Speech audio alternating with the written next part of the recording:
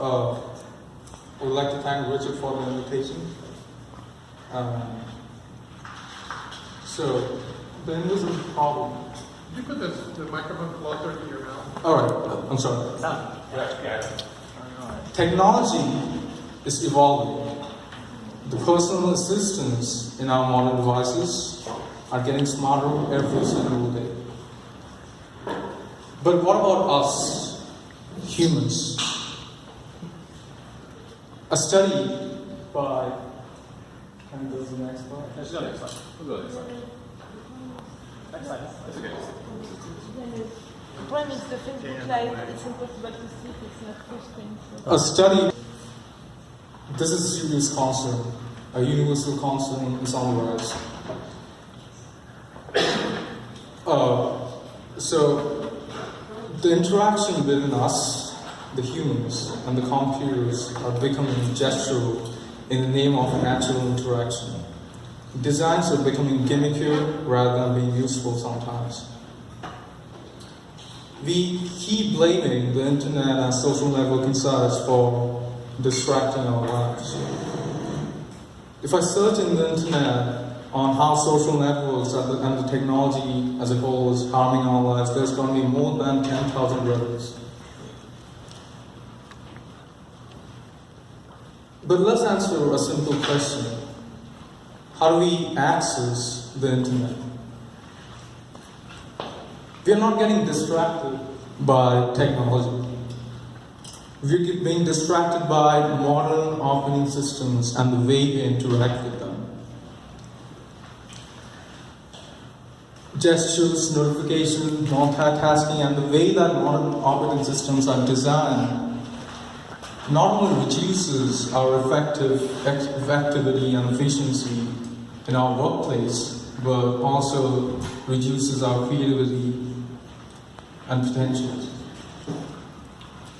I developed a theory which I call the round focus theory, which addresses a small portion of this problem and visualizes the whole problem graphically for some use cases. Can you go to the next slide? Yeah. So that's the visual demonstration. The next one. Yes, the video pencil.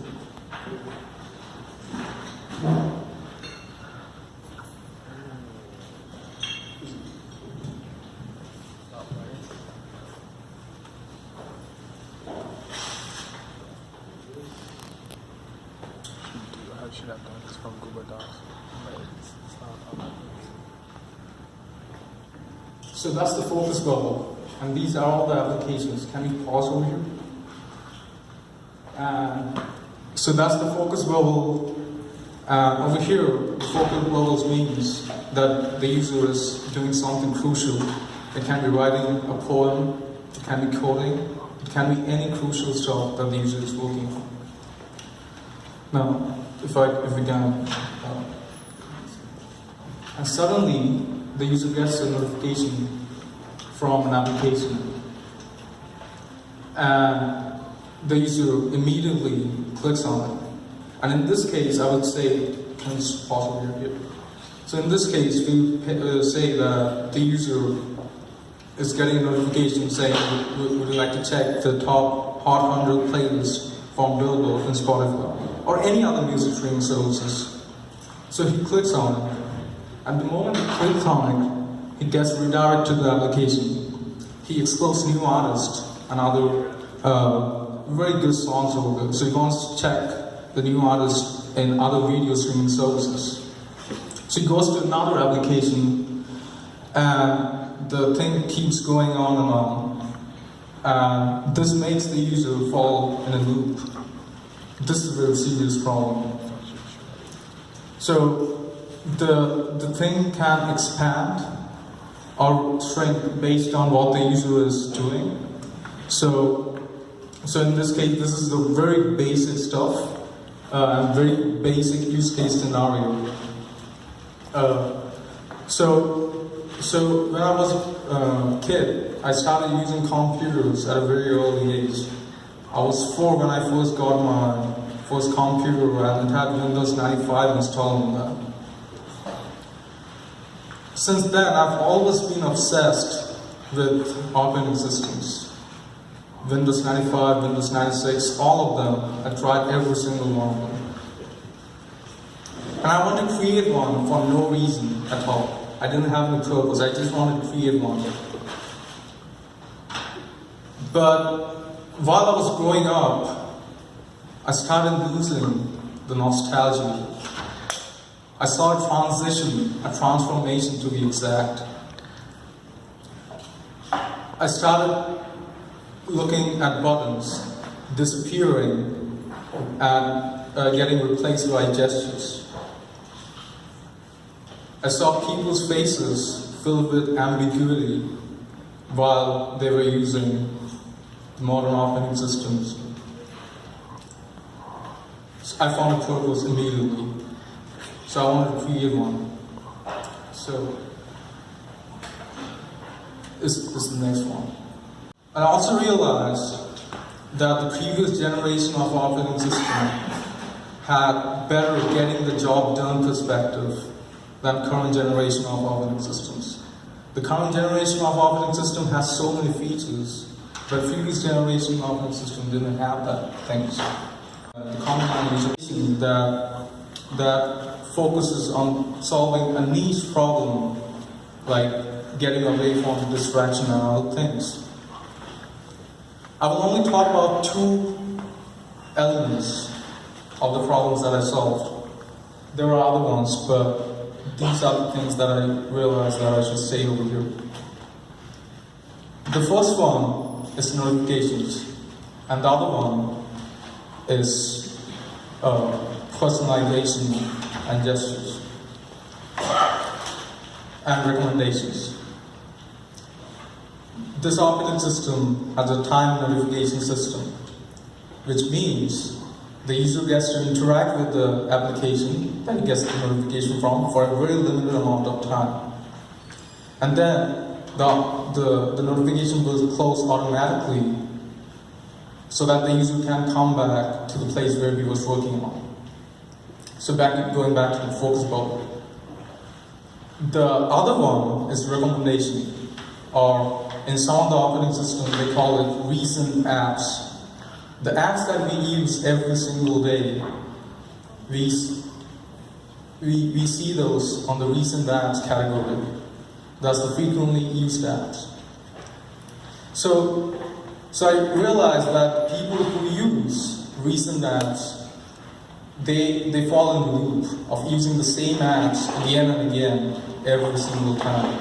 And this becomes a never-ending loop unless the user changes the operating system or something. So, recommendation, this operating system doesn't have any. That was the 2 things. But now the question may arise, why I'm creating a new operating system while there are so many?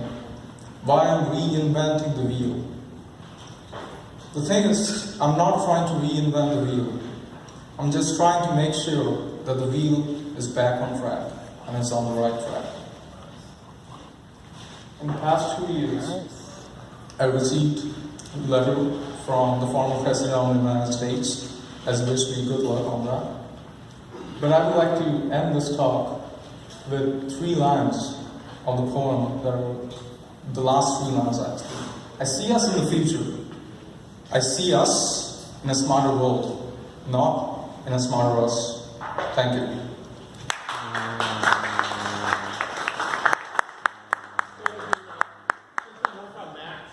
What's that? Does your new OS work on Macs? Sorry? No. I mean, how can you run another OS unless you have what kind of virtual platform world? do you see envision? Sorry? What platform do you envision your new OS? It will run on Intel and RISC V. Oh, Yep. well, that's a Mac. Mac runs on Intel, but Mac doesn't run on RISC V architecture. And the good thing about RISC V is that it doesn't, you don't get charged for using their architecture. You don't have to pay for the patents.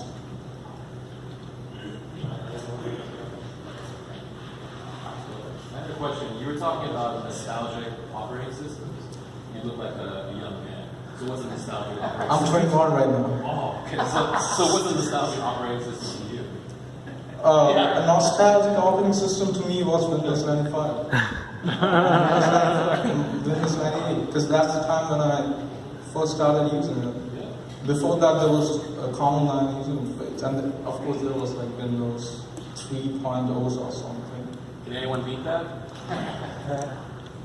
What was your first? What was your first operating system, Michael?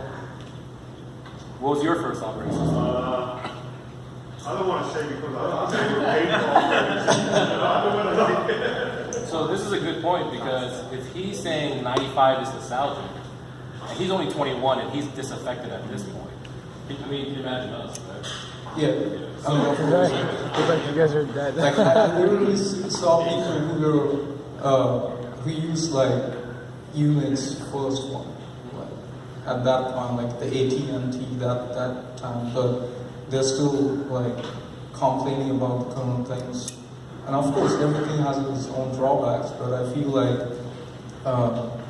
there is something that needs to be addressed. There are, of course, as I said, there are applications, third-party applications that you have the option to do. But if you look at that, like the use case, when you have an option to install these kind of applications, but when you have an option, you also reserve the right to not install.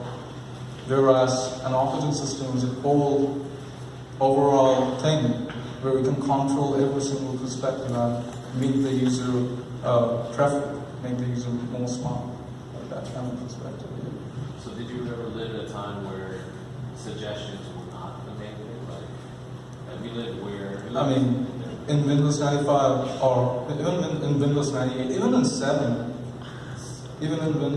there were recent apps in starting, but that was sometimes unnoticed because it's not just there in front of you. The thing that I realized that, and I'm going to ask this question to all of you, would you prefer a blank canvas or would you prefer a canvas that already has a picture on it? I'm lazy, I want to Sure.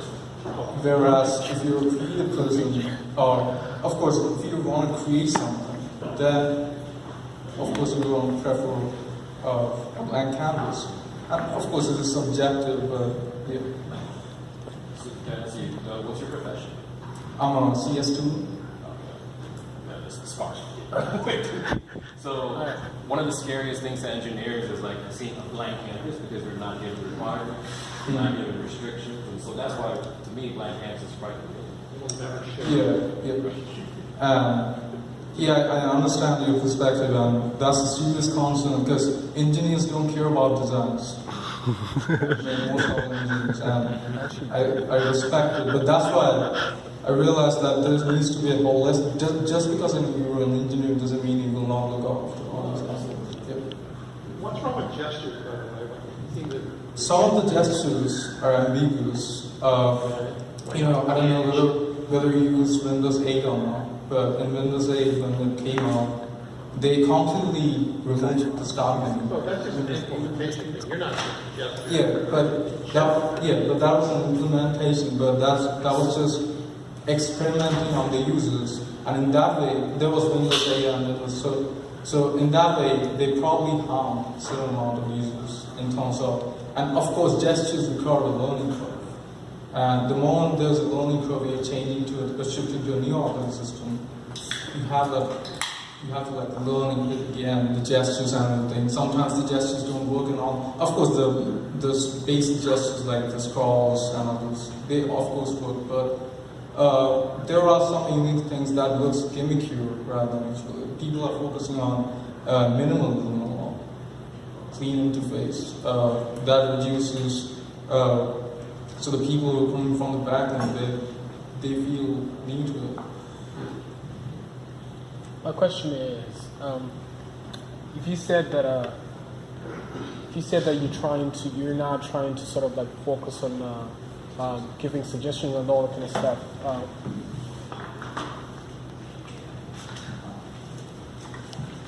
Hi everybody, my name is Nurla, and my question to speaker is, if you're trying to minimize suggestions and all that, how do you expect users to learn more information, discover information? Because you also said you're trying to make users more smarter. Yeah, so how, because I see that's a confliction, so how do you solve that problem?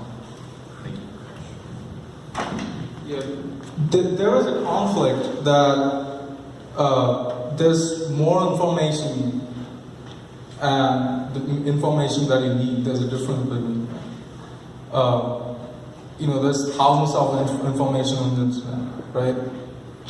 What do you want to choose from? Like, a person who always watches YouTube videos, they're gonna of course go for it. So there's a good thing though. So when you go to Google, you have the search bar, right? There's no distraction, just the search bar itself. That means the things that you want, you can actually type for it, and there's no recommendation. Of course, when you type for it, it will give you suggestions, but it's suggestions that are based on the topics that you're searching for. And that's the reason, I don't think that's the only reason that Google is successful, of course not, but that surely helps. I was put it like that.